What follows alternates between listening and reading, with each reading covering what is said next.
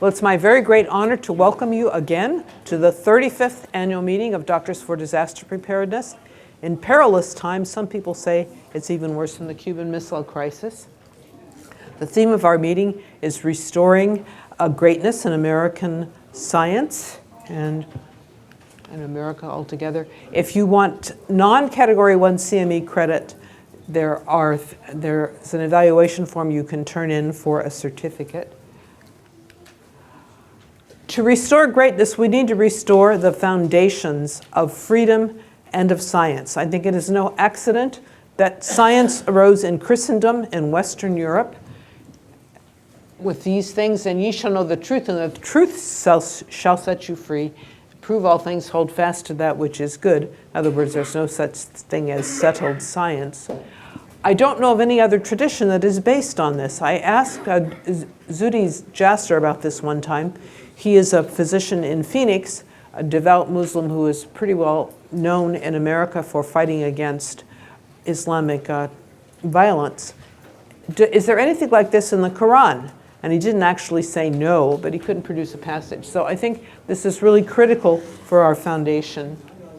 And then, of course, there's the question asked by the most famous prosecutor in world history, what is truth? And these days, a lot of us get tarred with the label extremist. Well, what is extremist? Is it extremist to believe that absolute objective truth is out there, even if the X-Files are nonsense and even if we can't always find it? Is it extremist to think that A and not A cannot both be true? Or what about this thing at the end? The truth is whatever the party says it is, which is kind of the basis for all kinds of totalitarian societies. Many of you had the chance to go with us to the really awesome World War II museum. Take advantage of it at some point if you couldn't come with us. This is a very grim time in human history with 65 million deaths. We learned about the price of liberty with the awesome accomplishments of Americans in fighting back the totalitarian regimes of the time. And one of the things that they said, the reason for this is so we can say what we think. And I wonder what those soldiers would think about us now.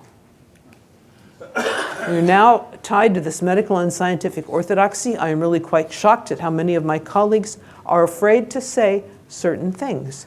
That we have to believe in man-made climate change, or else we're maybe not a scientist. There's a whole consortium of medical societies that are dedicated to the idea that man-made climate change is the biggest threat to human health. There was a resolution at the Arizona Medical Association. I think I was the only person who said anything against it, which is just shocking. We will have many talks about that today. And then there is the linear no threshold hypothesis that has crippled our nuclear industry and many beneficial applications of nuclear medicine. There is no safe dose of radiation. We've talked about that at many previous meetings. And today, the three of our biggest featured presenters, Dr. Dunn, Dr. Enstrom, and Dr. Malloy, will confront this new thing that is being used to shut down the industry that generates at least 30% of our electricity. Namely, there's no safe level of dust. It's even worse than radiation. I mean, not only can it give you cancer 30 years from now, but a few extra particles of dust can cause you to drop dead immediately from heart attack or a stroke, according to our EPA. And then we have to believe in the vaccine schedule. I mean, not to say that vaccines are not a great public health benefit, but it is said that the benefit always greatly exceeds the risk, even though we don't know in quantitative terms what either of them is for all of the vaccines. I should announce that unfortunately our banquet speaker, Andrew Wakefield, cannot be with us because his father died and he's in England, and Dr. Paul Dreesen will speak to us at the banquet tonight. But he has been, can hardly mention his name in medical company without it being accompanied by very derogatory things about him. We do have a box of his video called Vaxxed, From Cover Up to Catastrophe, that you want to look at. We are being told over and over again there is no evidence that vaccines are related to autism, as if you could prove a universal negative, and as if we're absolutely positively certain that vaccines can have nothing to do with 1 million new cases of autism. But there's also the possibility that there really is evidence and the CDC is covering it up. Please get the video and decide for yourselves. But even worse than all of these particular items is the fear that the EPA and the CDC may be not telling us the truth, that we rely on them for supposedly keeping us safe. And then the latest piece of orthodoxy, which has just come up very, very suddenly, very rapidly, and that is that sex is not binary, that an XX chromosomal combination can be the same as an XY, and you can change one into the other.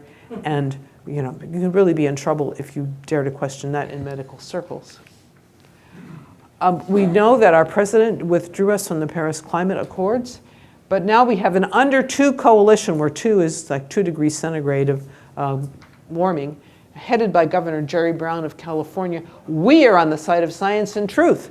And I guess all of you guys here are flim-flam artists. He's got a lot of allies: Washington, Oregon, Vermont, Jalisco, Mexico, a place in Brazil, a province in Germany, and so on, that they are going to fight against climate change altogether. I think you're familiar with the book 1984, where Winston Smith was tortured by the state. Getting him to betray his lover and everything else that was dear to him was not enough. They had to get him to say, and even to believe, that 2 + 2 is equal to 5. And some facts about 1984 is that George Orwell was a British propagandist. He worked for the BBC, and they did have a conference room 101 in their building.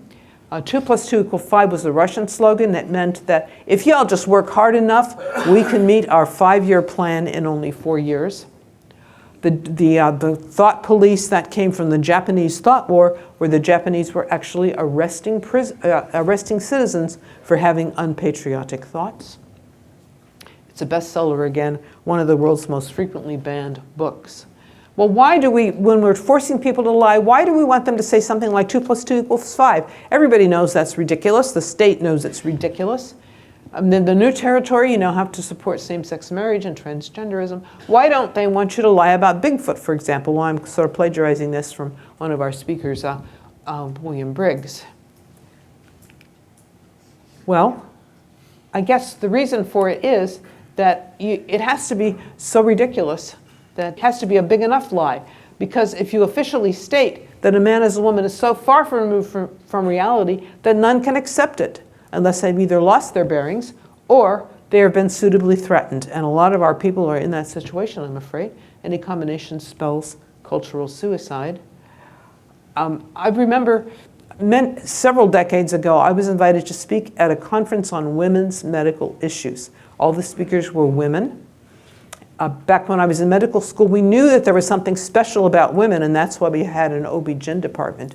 But these ladies were from all kinds of departments from all over the prestigious medical schools. They were talking about other parts, like the heart, the lungs, the brain. I listened to these presentations and said, oh, they're all saying that boys are different from girls.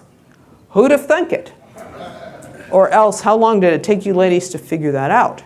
But if you read Dr. Robinson's paper in your packet, you'll see that this goes down to the level of cellular metabolism, the most basic of biochemistry.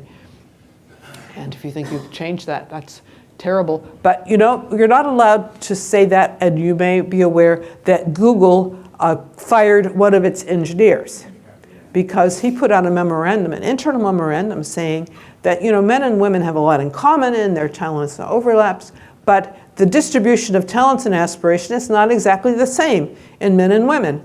And if you don't have an equal distribution at all levels of the company, it might be due to something besides sexism and discrimination. Well, not only is he out of there, but the new vice president for diversity, who believes that men and women are the same, won't even allow people in the company to read the memo. But you can find it thanks to the internet. But we know that discrimination, it's the task of the philosopher to make distinction, said Thomas Aquinas, and we have a Thomist in the crowd, William Briggs, that you'll hear from later. It reminds you what's going on in this poem, The Last Word by Matthew Arnold, an English poet who died in 1888. Creep into thy narrow bed, namely your coffin, Creep, and let no more be said. Vain thy onset, all stands fast, thou thyself must break at last, like Winston Smith. Let the long contention cease. Geese are swans, and swans are geese. Let them have it how they will. Thou art tired. Best be still. They out-talked thee, hissed thee, tore thee. Better men fared thus before thee, fired their ringing shot and passed, hotly charged and sank at last. Charge once more then and be dumb. Let the victors when they come, when the forts of folly fall, find thy body by the wall. This is not the inevitable outcome, however. Walls have come tumbling down. 2010 was the 30th anniversary of Solidarity in Poland. It's no coincidence that President Trump gave his ringing defense of Western civilization in Warsaw, or Poland was in the bloodlands between Nazi Germany and Soviet Union and probably suffered more than any other country in World War II, and yet it's back as one of the main defenders of Western civilization. The Solidarity Party slogan, and there's more about it in an issue of AAPS News at your place, is for Poland to be Poland, 2 + 2 must always equal 4. And the Solidarity program, you keep hearing that what good is freedom if you don't have enough to eat? Well, the Poles figured out that history has taught us that there is no bread without freedom. And what we had in mind was not only bread, butter, and sausage, but justice, democracy, and truth. And as the great Solzhenitsyn reminds us, the sine qua non of liberty is refusal to live by lies. About the walls come a-tumbling down, you want to get this video. It was in 2004, directed by the infamous Stephen Bannon. In the face of evil, Reagan's war in word and deed. He, besides Trump, was probably the only non-establishment candidate, was really hated by both the Republicans and the Democrats. He used that word evil to refer to the Soviet Union. He actually tried to do when he got elected what he promised to do before the election. Not a popular guy, but the Berlin Wall came down, the Iron Curtain came down. He had some allies. He had the Polish Pope. He had Margaret Thatcher.